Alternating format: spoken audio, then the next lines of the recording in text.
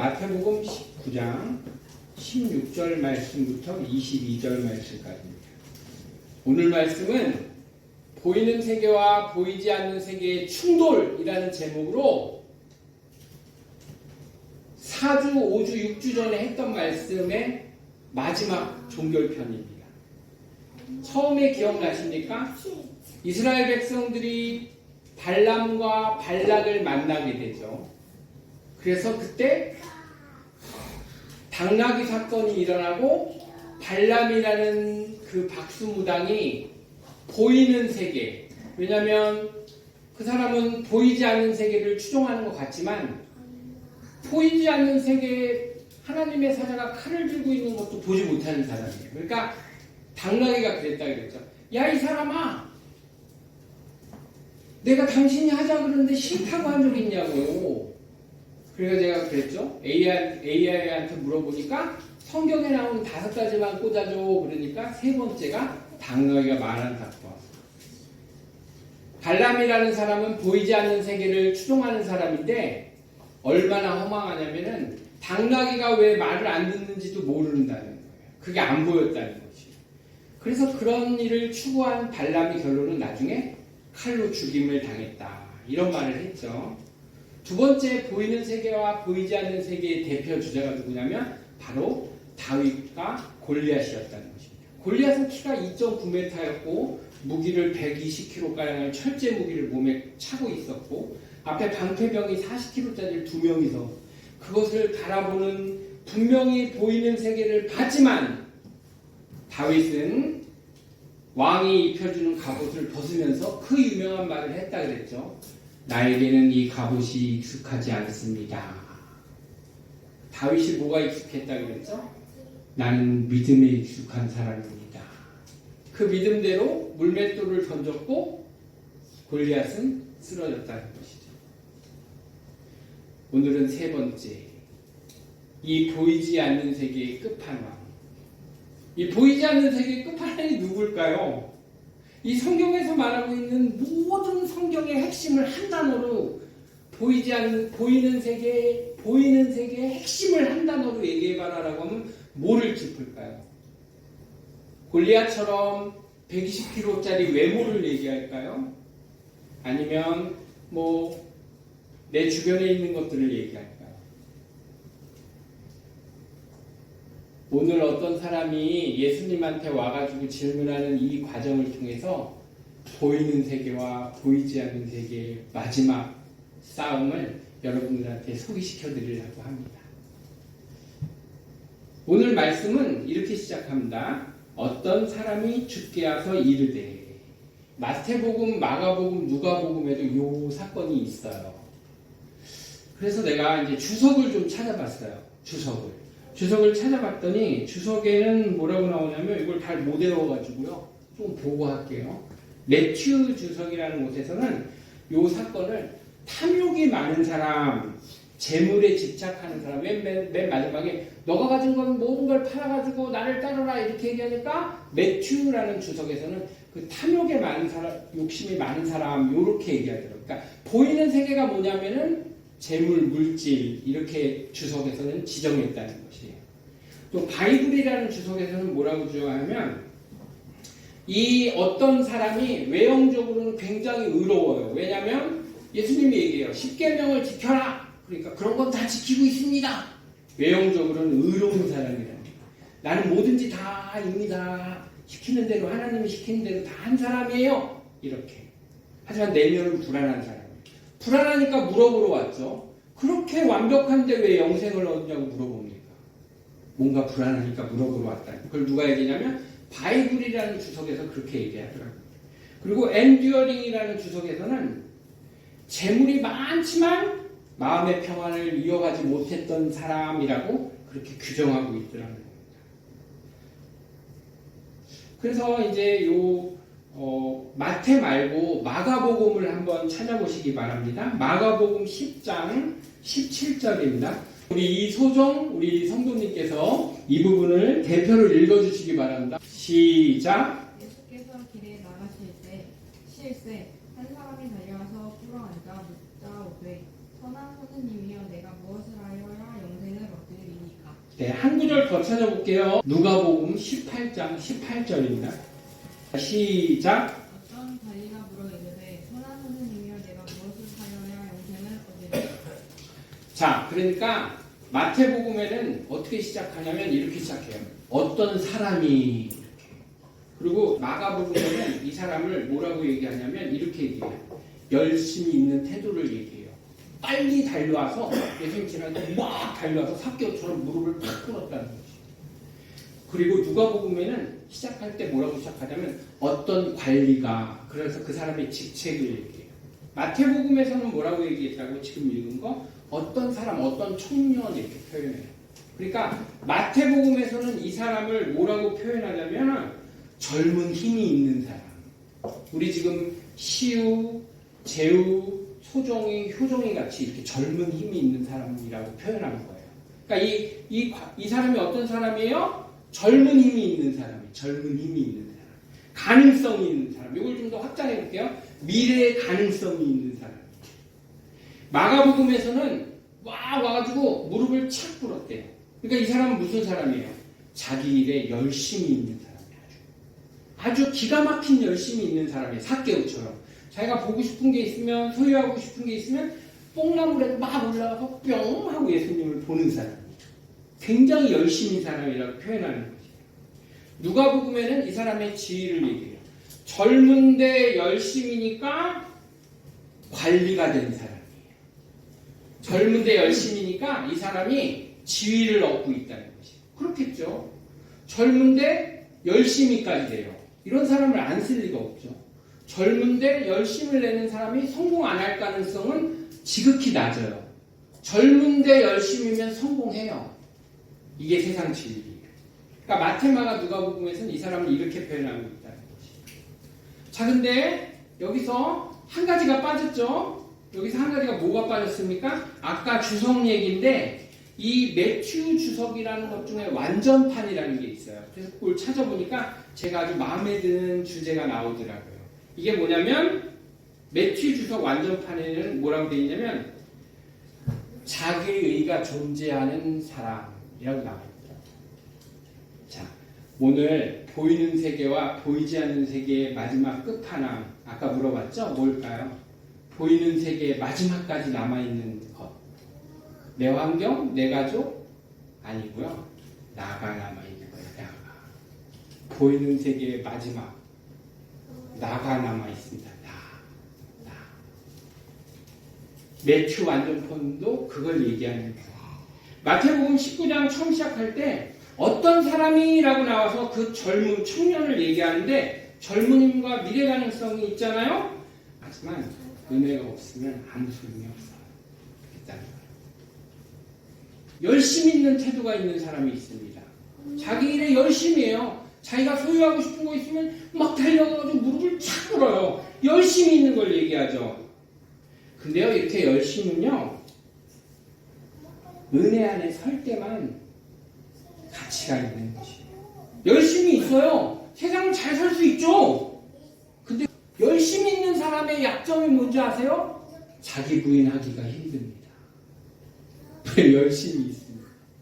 아니, 내가 열심히 했는데 내 부인을 어떻게 하냐고요. 오늘 설교의 핵심이 뭐라고요?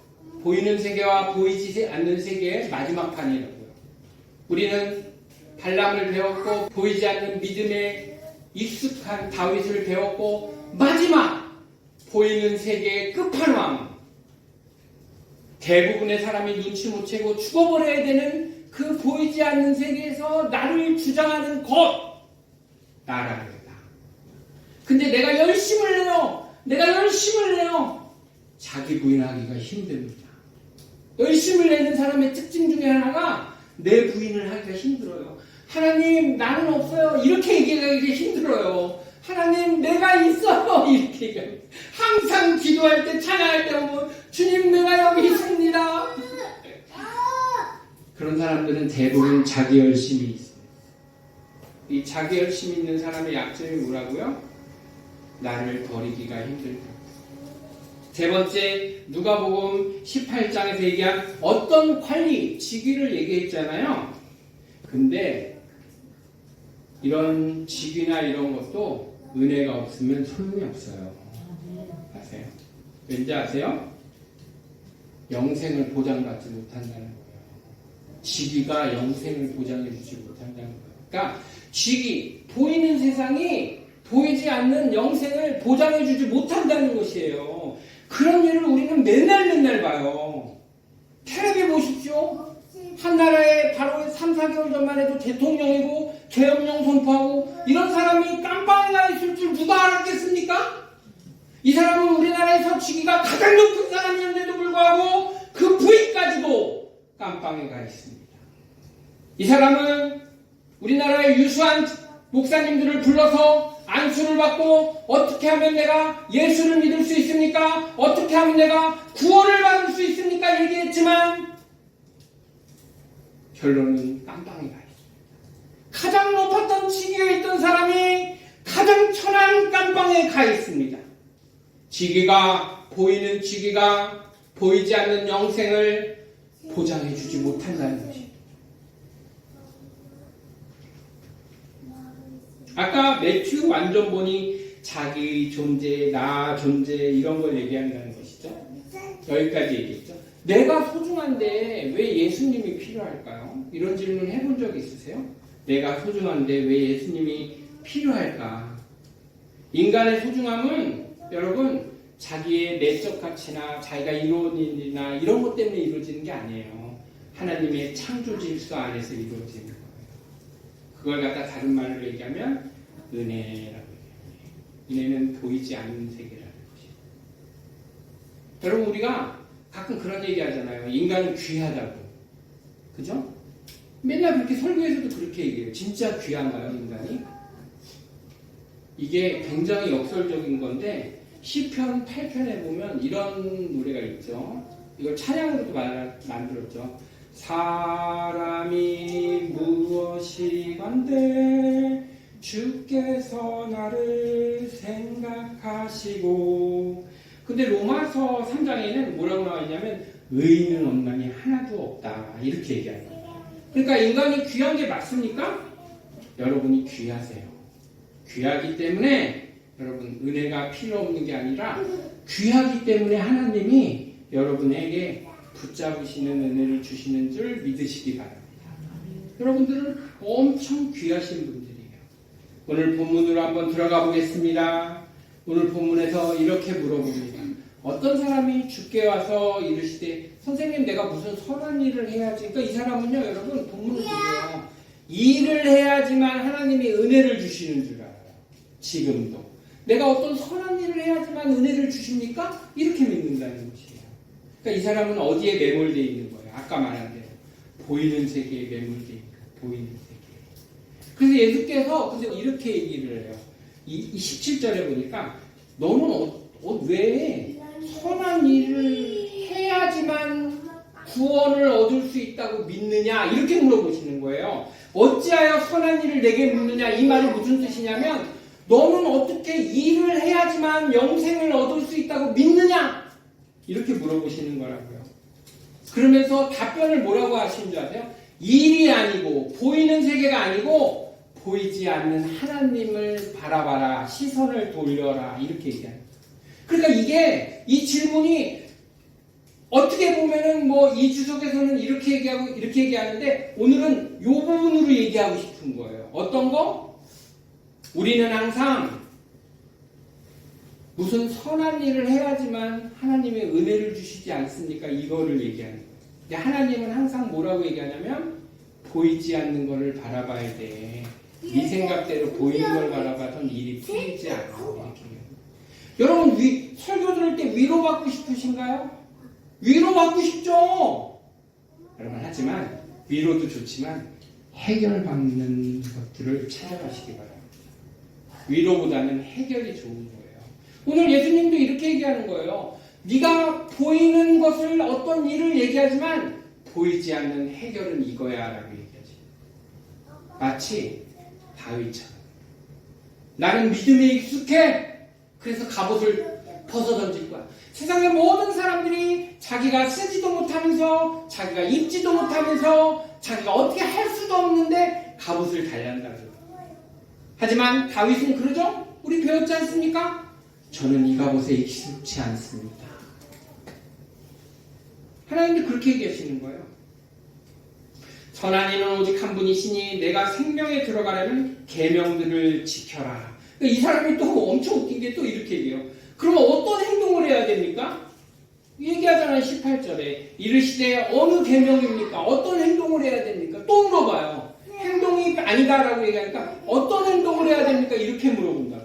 그러니까 예수님께서 뭐라고 얘기하세요? 두 번째는 이렇게 얘기하세요. 십계명을 지켜라. 마치 발람과 발락에서 얘기하는 거하고 똑같습니다. 발람이 이렇게 얘기해요. 하나님, 내가 이 사람을 따라갑니까? 따라가지 마. 네. 두 번째, 엄청난 보아와 총리 대고관장이 와서 네가 원하는 모든 걸 들어주신다 그러니까 발람이 안 돼. 하나님이 가지 말라 그랬어. 그래놓고 바로 그 16절 이하에 뭐라 그래요? 내가 한 번만 더 물어볼게. 그러니까 하나님이 뭐라 그러시냐고요? 가. 똑같아요. 똑같이 얘기하는 거예요. 하나님이. 무슨 행동을 해야 됩니까? 행동이 아니라 하나님이야. 이 사람이 그런 건 내가 다 아는데 어떤 행동을 해야 됩니까? 십계명을 지켜. 내 부모를 공경해. 내 이웃을 내 자신같이 사랑하라. 그러니까 청년이 말하는 게 이럽니다. 보이는 것을 얘기한 청년이니까 분명히 20절에서도 분명히 이렇게 대답할 수밖에 없어요. 모든 것을 내가 다 지켰습니다. 아직도 내가 부족합니까? 이게 오늘 설교의 핵심입니다. 아직도 내가 부족합니까? 여러분, 이게 우리 설교의 오늘 핵심입니다. 우리 가슴에 손을 얹고 예수를 열심히 믿는 사람들에게 이 메시지가 잘 전달됐으면 좋겠습니다. 아직도 내가 부족합니까?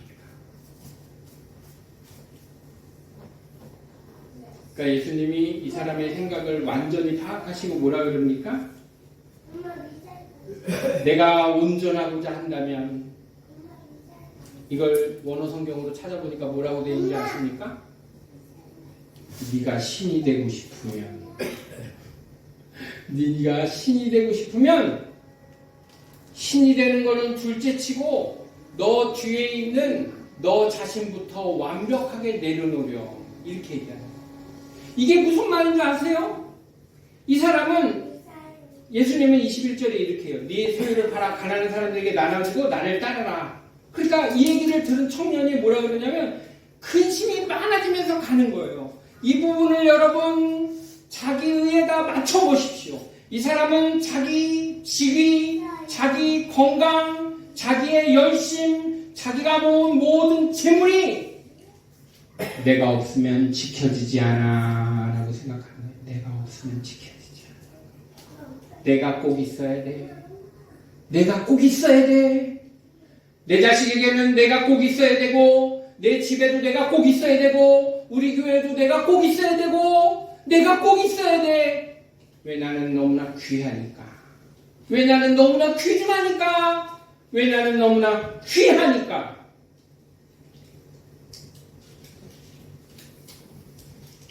근데 여러분, 예수를 믿다 보면 너무 괴로울 때가 많죠. 왜 괴롭습니까? 그거부터 한번 물어볼게요. 왜 괴롭습니까? 왜 괴롭습니까? 예수를 믿는데 왜 괴롭습니까? 저는 저번 주에 이제 병원에 갔다 왔습니다. 한 달 전에 어깨가 너무 아프더라고요. 이 어깨 축지가. 어느 정도 아프냐면요. 앉으면 식은땀이 나요. 한 10분 앉으면. 막 식은땀이 날 정도가. 그리고 좀 지나니까 여기 두 개 새끼손가락이 저려요. 근데 이게 저리면은 이게 척추나 이런 데가 좀 이상이 있는가. 디스크를 얘기하는 디스크. 그래서 이제 중간에 이제 그런 일이 있었잖아요. 그 동생이 죽은 일도 있었고 그런 일이 있는 다음에 3주 동안 병원에서 치료를 받고 물리 치료를 받고 병원에 갔어요. MRI를 찍었죠. MRI. 우리 목사님이 전화도 와서 괜찮냐. MRI를 찍으니까 예상한 대로 디스크예요. 디스크. 어디가 디스크냐면 척추 디스크. 허리 디스크가 아니라 허리 6, 7번이 아니라 척추 6, 7번이 추간판이 터졌어요. 터져가지고 신경을 이렇게 누르고 있어요. 사진 보니까 MRI 보니까. 그 아프죠, 당연히. 그래서 이제 인터넷을 찾아보니까 이걸 앓고 있는 사람들이 다들 죽으려고 그러더라고요. 허리도 그런데 척추가 생기면 이제 목이 덜렁덜렁 달려있는 느낌이 들고 여기서부터 지가 아픈 거예요. 뭐 예를 들어서 간암입니다. 대장암입니다. 심장병입니다. 심장병입니다. 그 순간이 느끼는 감정이 있어요. 4가지 특징이 있어요. 누구나 다 충격이 옵니다. 그리고 부정을 하기 시작해요. 아니야! 내가 몸이 이럴 리가 없어! 이럴 리가 없어! 그리고 다음 단계가 온다면 분노가 생깁니다. 이럴 수가! 원망이 생겨요. 혼자 방에 처박혀 있습니다. 그리고 줄여서 이러고 있는 거예요. 우울하고 절망감이 나를 하늘 끝까지 데리고 올라갑니다. 그 다음 단계 인정합니다. 그리고 어떻게든 날기 위해서 노력합니다. 누구나 다 충격과 부정이 일어나고 분노와 원망이 일어나고 우울과 절망이 일어나고 수용과 적용이 일어납니다. 저도 그랬습니다. 하나님한테 계속 물어봤어요. 하나님, 아니 손이 저린데 어떻게 안수를 하냐고. 아니 이거 볼펜도 잘 못 잡겠더라고요, 한동안. 아니 이 몸으로 어떻게 피아노 선생님한테 병이 나라고 얘기하냐고. 나도 아파 죽겠는데. 피아노 선생님이 저번 주에 아팠다는 거 알았는데 저는 이제 전화나 연락을 못했어요. 왠지 아세요? 내가 더 아픈데. 아니 그게 말이 되냐. 이게 모순이 생기잖아. 모순이. 아 이게 디스크가 쉬운 거냐고요. 척추 디스크가. 이거 중병 중에 하나예요. 내가 이렇게 웃으면서 얘기해서 그렇지. 아니 뭐 갱년기 증상이 일어나고 뭐 어지럽고 뭐 이거하고 척추 디스크하고 같은 거냐고요. 나는 평생 잘못하면 불구가 될 수도 있는데. 그러니까 아프다는 거에 우리 와이프가 얘기해 줬는데 속으로 그랬어요. 지금 장난하나. 난 척추 디스크인데. 하나님한테 물어봤죠. 이게 말이 되냐고. 하나님 우울합니다.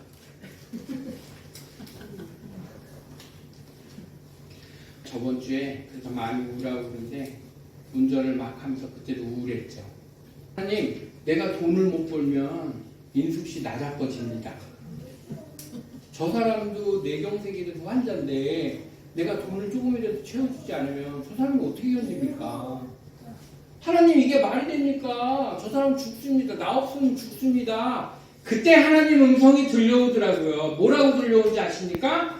정은아, 너 없어도 네 가정은 모두 행복할 것이다. 야 이거 미치고 환장하는 거예요. 여러분 이렇게 얘기하면 어떻습니까? 근데 여러분 그 순간 저는 자유함을 얻었습니다. 여러분 뭐에서 자유함을 얻었게요?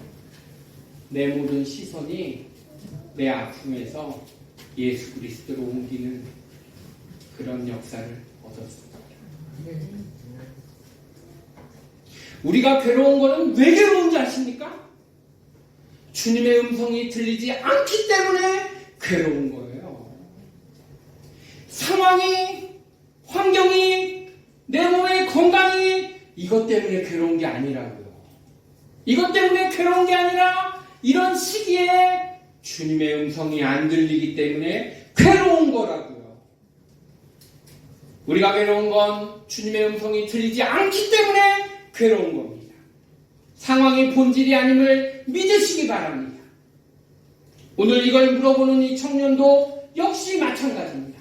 하나님, 내가 어찌하여 영생을 얻겠습니까? 그러니까 예수님이 이렇게 해서 영생을 얻을 수 있다. 이렇게 방법을 얘기해주는 이 문제가 다 끝날 것 같습니까? 이 말의, 이 본문의 핵심이 뭡니까? 너는 하나님을 앞에 두고도 영생을 찾느냐? 보이는 세계에 집중한 청년은 보이지 않는 하나님 예수 그리스도를 볼 수가 없는 것입니다. 이런 질문을 못 알아합니까? 예수 그리스도가 영생인데. 근데 못 알아보는 거예요. 그러니까 얼마나 웃깁니까? 얼마나 아이러니컬합니까? 얼마나 모순된 현장입니까? 구원을 앞에 두고도 구원을 물어봅니다. 왜 그런지 아십니까? 내가 마지막까지 살아남아 있어서. 여러분, 어느 탕자가 부모님한테 재산을 잘 냅니다. 아버지는 재산이 많으니까 내가 젊었을 때 재산을 좀 가지고 내가 성공 좀 해야겠시오. 100억이니까 50억만 줘요. 아버지가 50억을 줍니다. 그 50억을 갖고 나가가지고 이 사업 저 사업 하는데 그게 뜻대로 됩니까? 해본 적이 없는데 다 널리고 쥐 열매 먹고 이러고 있습니다. 그 사람이 생각하기에 아이고 이거 우리 집에 가면 엄청나게 먹을 것이 많은데 이제 돌아가야겠다. 이 청년이 빨리 돌아가는 게 신앙의 핵심입니까? 이 청년을 끝까지 기다린 하나님의 은혜가 신앙의 핵심이라는 걸 믿어 의심치 마십니다. 여러분, 우리가 순종이라는 것을 생각해 보십시다. 매일매일 하는 이 순종이라는 것을 생각해 보십시다. 순종이라는 게 뭡니까? 하나님이 무엇을 원하시는지 그것을 빨리 알아차리고 행동하는 게 순종이에요. 왜 그렇습니까? 나는 최선의 선택을 할 수 있어요, 나도. 하지만 여러분, 내가 최고의 선택을 할 수 없기 때문에. 하나님은 최고의 봉이라는 유명한 기독교 서적에서 나오는 말입니다. 나는 최선의 선택을 할 수 있지만 하나님은 최고의 선택을 하신다는 것을 믿어 의심치 마시기 바랍니다. 겸손이라는 게 뭡니까? 나를 낮추는 겁니까? 아닙니다. 하나님 앞에서 내 위치가 어디 있다는 걸 아는 사람이 겸손한 사람입니다. 탕자가 빨리 돌아가야지 이게 핵심입니까? 그 탕자를 끝까지 기다리고 계신 부모의 마음이 핵심인 줄 믿어 의심치 않으시기 바랍니다. 내가 없으면 안 된다. 나 없이는 이 일이 안 된다. 그게 아니라 하나님의 은혜로 지금도 충분하다는 것을 믿어 의심치 마시기 바랍니다. 우리 하나님이 저에게 그렇게 말씀하시는 정은아, 너가 없어도 너의 가족은 모두 행복할 수 있어. 어떻게 들으면 굉장히 매정한 소리 같지만 여러분, 그 한마디는 이런 의미를 내포하고 있어요. 정은아, 모든 짐을 내려놓고 심지어는 너의 건강까지도 내려놓고 나를 바라봐. 나를 바라봐. 나는 너만 바라보고 있잖아. 네가 나를 바라봐줘야 돼. 저는 그날 이후로 시선이 바뀌었습니다. 그날 이제 막 회개가 터졌죠. 막 운전하고 울면서 막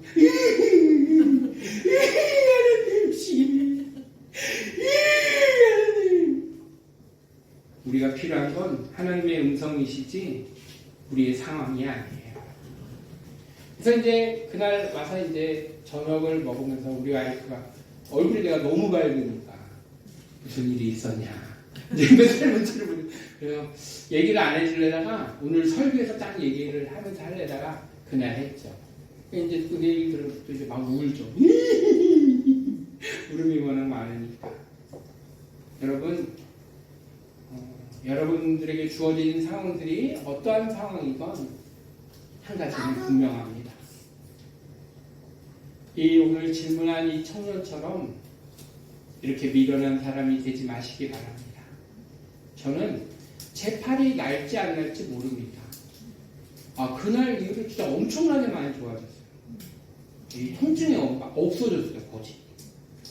근데도 나는 확신합니다. 이게 팔이 안 날 수도 있어요. 그냥 디스크로 평생 살아갈 수도 있어요. 또 진료 받다가 신경을 건들지 않아서 아픔은 없어지지만 디스크가 있는 상태로 평생 살아갈 수 있어요. 이번 병에서 벗어났어. 그렇다고 병이 안 걸리겠니? 또 걸려요. 또 걸려. 아십니까? 이게 우리 인생이에요. 또 걸린다고요. 안 걸린다고요? 천만의 말씀 만만의 공덕이에요. 저는 이걸 받아들입니다. 그러면 이게 벗어나요. 여기에다 내 시선을 집중해요. 이게 벗어나요. 여기에 집중하면 매몰되면 내 인생은 끝장나는 거예요. 그러니까 하나님이 얘기하시는 거예요. 벗어 던지려. 여러분, 보이지 않는 세계에 집중하세요. 보이는 세계에 집중하지 마시기 바랍니다. 병이 안 걸린다? 천만의 말씀이면 저 또 걸릴 거예요. 얼마나 감사합니까? 암이 안 걸렸다고 듣는 게. 얼마나 감사합니까? 심장병이 걸리지 않았다고 듣는 게. 얼마나 감사합니까? 뇌졸중이 아니라고 듣는 게. 전 너무나 감사합니다. 디스크가 걸렸지만 여전히 손을 쓸 수 있고, 디스크가 걸렸지만 여전히 나아질 길이 보이고, 전 그날 이후로 시선이 바뀌었습니다. 하나님만이 나의 은혜구나. 여러분들에게도 이런 은혜가 있기를 간절히 바랍니다. 여러분에게도 이런 은총이 다음 주에도 매일매일 삶에도 이루어지시길 바랍니다. 같이 기도하도록 하겠습니다.